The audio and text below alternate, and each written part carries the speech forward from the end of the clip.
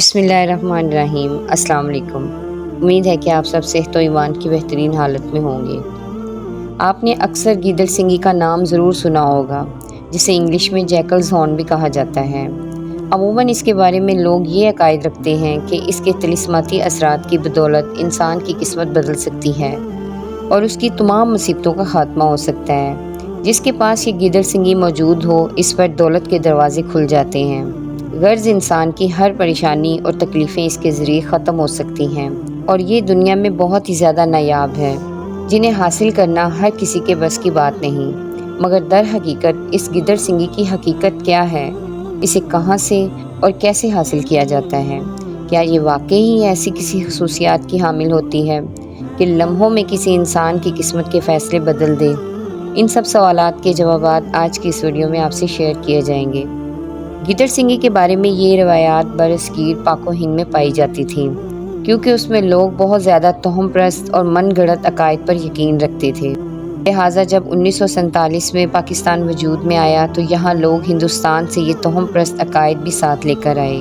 اسی جہالت کا فائدہ اٹھا کر روڈ پر بیٹھنے والے جوتشی اور جھوٹے عاملوں نے گیدڑ سنگی کو فروخت کرنے کے نام پر عوام کے ساتھ لاکھوں روپے کا فراڈ کرنا شروع کر دیا۔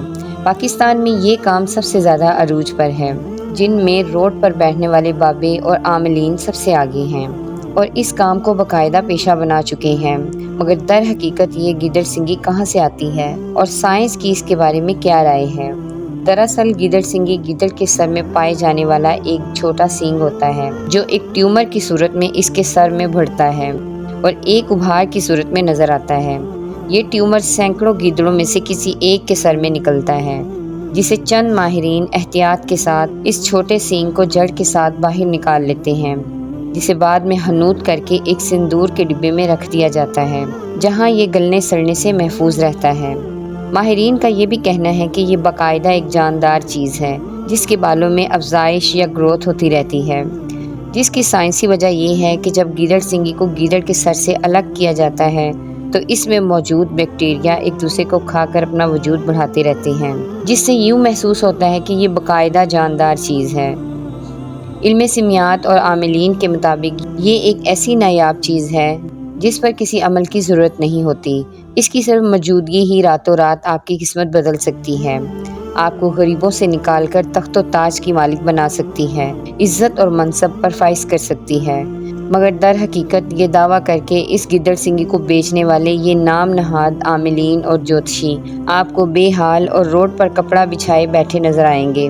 اگر ایسا ممکن ہوتا تو گیدڑ سنگی کی بدولت یہ لوگ کیا سب سے پہلے اپنی قسمت کو نہ بدلتے، مال و زر کے مالک اور اونچے منصب پر فائز نہ ہوتے؟ مقام حیرت تو یہ ہے کہ روڈ پر بیٹھنے والے، جن کی خود کی حالت قابل دید اور قابل ترس ہوتی ہے، وہ لوگوں کی قسمت بدلنے کے دعوے دار ہوتے ہیں۔ ایک مسلمان ہونے کی حیثیت سے ہمارا یہ ایمان ہے کہ قسمت کے فیصلے اور مشکلات کا حل کرنے والی ذات صرف اور صرف اللہ رب العزت کی ذات ہے۔ اللہ رب العزت کی ذات پر ایمان چھوڑ کر اور گیدڑ سنگی جیسے توہم پسندانہ عقائد پر مشتمل چیزوں پر یقین رکھنا کہ وہ کسی طرح سے انسان کی قسمت بدل سکتی ہیں، یہ کسی شرک سے کم نہیں ہے۔ دنیا کی امیر ترین شخصیات میں سے کسی ایک کے پاس بھی گیدڑ سنگی موجود نہیں ہے۔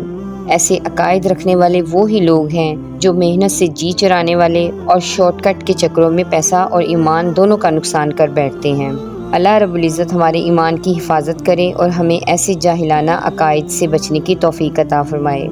امید ہے کہ آج کی ویڈیو آپ کو اچھی لگی ہوگی۔ ویڈیو کو لائک اور چینل کو سبسکرائب کرنا نہ بھولیں۔ جزاک اللہ خیر۔